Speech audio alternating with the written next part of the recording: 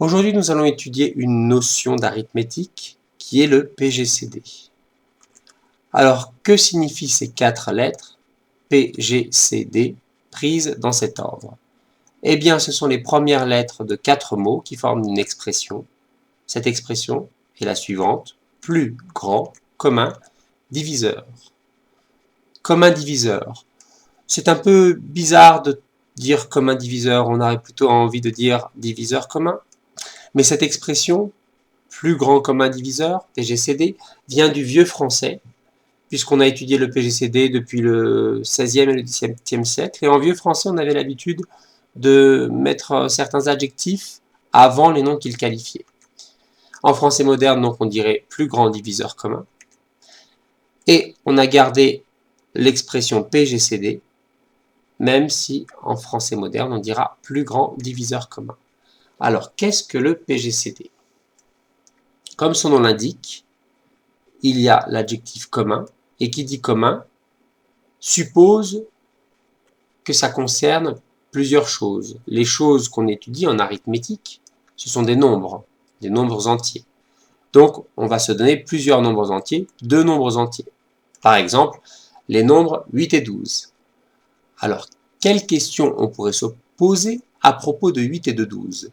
Eh bien, on pourrait se demander quel est le PGCD de 8 et de 12, c'est-à-dire quel est le plus grand diviseur commun de 8 et de 12.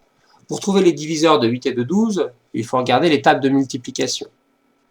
La question revient à se demander quelle est la plus grande table de multiplication qui contienne à la fois 8 et 12. Alors les tables qui contiennent à la fois 8 et 12, c'est par exemple la table de 2, puisque 8 et 12 sont pairs. 8 et 12 apparaissent dans la table de 2.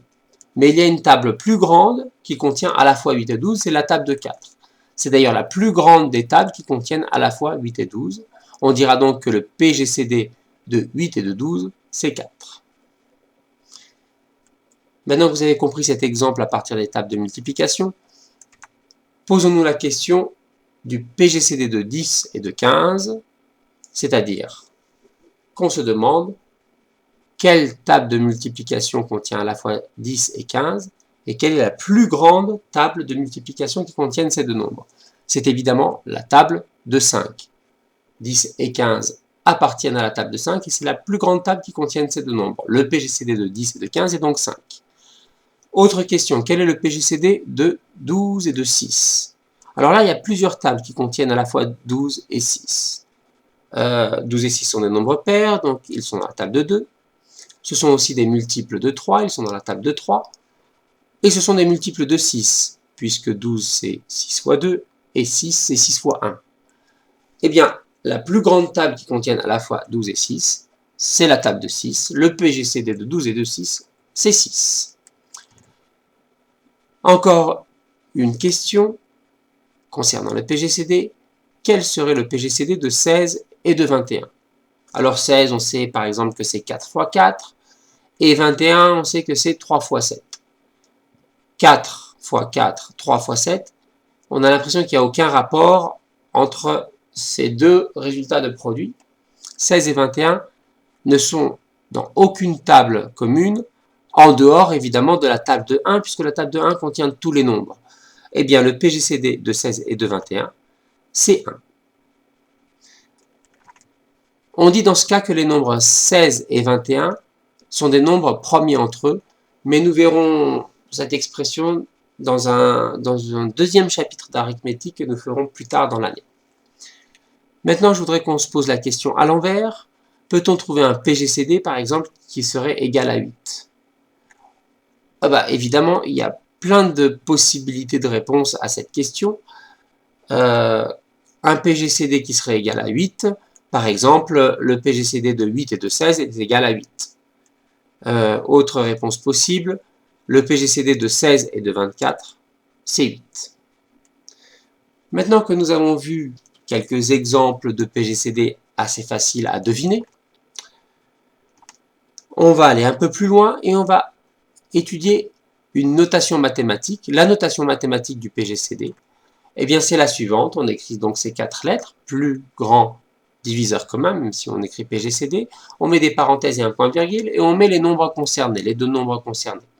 Par exemple, le PGCD de 12 et de 18, eh bien, 12 et 18 sont des nombres pairs, ce sont aussi des multiples de 3, ce sont des multiples de 6.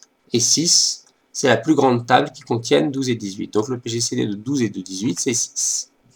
Vous voyez que cette notation est assez pratique, parce qu'elle permet de ne pas faire de longues phrases. Et si on veut savoir quel est le PGCD de 16 et de 8, on peut l'écrire PGCD 16.8 égale, et là, c'est évidemment 8. Le PGCD de 25 et de 32, 25 c'est 5 fois 5, 32 c'est 4 fois 8. Apparemment, il n'y a aucun rapport entre ces deux multiplications. Alors, effectivement, 25 et 32 sont des nombres premiers entre eux, c'est-à-dire que la seule table de multiplication qui contienne à la fois 25 et 32, c'est la table de 1. Voilà pour la notation. Maintenant, y a-t-il une méthode pour trouver le PGCD de deux nombres? Quand ces nombres ne sont pas trop grands, pour peu qu'on connaisse bien ces tables de multiplication, on peut facilement deviner le PGCD de nos nombres. Mais si les nombres étaient plus grands, on aurait à notre disposition une méthode qui s'appelle la méthode de décomposition. Imaginons qu'on veuille trouver le PGCD de 48 et de 84. La méthode est la suivante. On va décomposer 48 en écrivant tous les produits possibles qui donnent 48, c'est-à-dire toutes les multiplications possibles qui donnent 48. Nous avons déjà vu cette méthode de décomposition dans le cadre des diviseurs, du cours sur les diviseurs. Alors il faut être un peu systématique, un peu méthodique, et on va commencer par une multiplication qui serait une fois quelque chose. Une fois quelque chose donne 48, et bien ce quelque chose est évidemment 48. Deux fois quelque chose donne 48, ce quelque chose est bien sûr 24. 3 fois quelque chose donne 48. Alors si on n'arrive pas à trouver ce facteur qui clignote, on peut prendre sa calculatrice et on tape évidemment l'opération inverse de la multiplication, c'est-à-dire 48 divisé par 3, ce qui donne 16. 3 fois 16 est égal à 48. On continue, on a fait une fois, deux fois, trois fois, essayons 4 fois quelque chose donne 48. Eh bien ce quelque chose, c'est 12. 4 fois 12, 48. Continuons. 5 fois quelque chose égale 48. Nous savons que 48 se termine par 8, donc ça n'est pas un multiple de 5. Ça n'est même pas la peine d'essayer. Ensuite, 6 fois quelque chose est égal à 48. En connaissant bien ces tables de multiplication, on sait que c'est 6 fois 8. Continuons. 7 fois quelque chose, 48 n'est pas dans la table de 7, donc on ne trouvera pas. 8 fois quelque chose, nous avons déjà vu apparaître le 8 précédemment. Autrement dit, on peut s'arrêter. Et nous avons là toutes les multiplications possibles entre deux entiers qui donnent 48. De cette manière, on peut établir la liste de tous les diviseurs de 48. Il suffit de reprendre les nombres dans l'ordre croissant. Prenons les nombres rouges déjà. 1, 2, 3, 4 et 6. Puis ensuite, de droite à gauche, les nombres qui leur sont associés. 8, 12, 16, 24 et 48. Nous avons ainsi tous les diviseurs de 48 qui vont par 2. Un rouge va avec un vert. 1, 2, 3, 4, 6, 8, 12, 16, 24 et 48. On peut recommencer le même principe de décomposition pour le deuxième nombre, puisqu'on voulait trouver le PGCD de 48 et de 84. On a trouvé tous les diviseurs de 48, cherchons tous les diviseurs de 84 maintenant. Écrivons 84 sous forme de multiplication, toutes les multiplications possibles devant être envisagées. Alors, une fois quelque chose égale 84, c'est évidemment une fois 84. 2 fois 42 égale 84. Pour 3, on peut utiliser la calculatrice. 84 divisé par 3, cela donne 28. Donc 3 fois 28 égale 84. Continuons. 4. Eh bien, c'est 4 fois 21. 84 n'est pas dans la table de 5, puisqu'il se termine par 4. On peut directement passer à 6. 84 divisé par 6, cela donne 14. Donc 6 fois 14 égale 84. Et si on en table de 7, 84 divisé par 7, cela donne 12, donc 7 fois 12. On sait que 84 n'est pas dans la table des 8, puisque la table des 8, ça va jusqu'à 80, et le suivant, c'est 88. Donc 84 n'est pas dans la table de 8. Passons par-dessus le 8. On sait que 84 n'est pas dans la table de 9, n'est pas dans la table de 10 non plus, n'est pas dans la table de 11. Quant à 12, nous l'avons vu apparaître juste avant. Autrement dit, on peut s'arrêter à cette étape et nous avons là toutes les multiplications possibles qui donnent 84.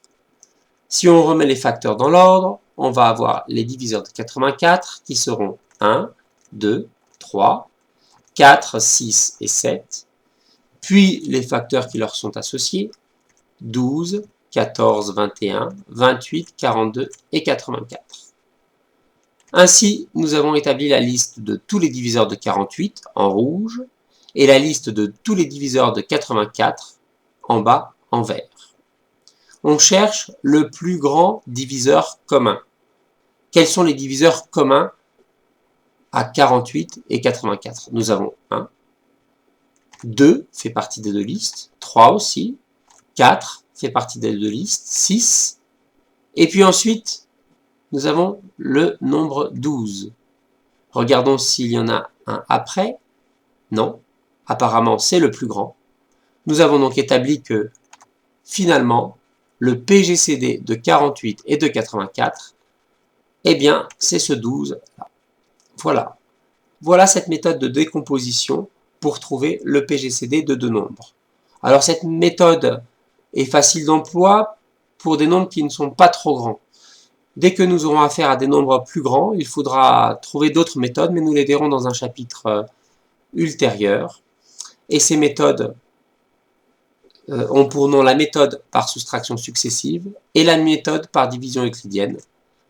Deux méthodes qui seront vues plus tard. Voilà, c'est fini pour le cours sur le PGCD. Et d'ailleurs, le chapitre d'arithmétique, la première partie du chapitre d'arithmétique est terminée.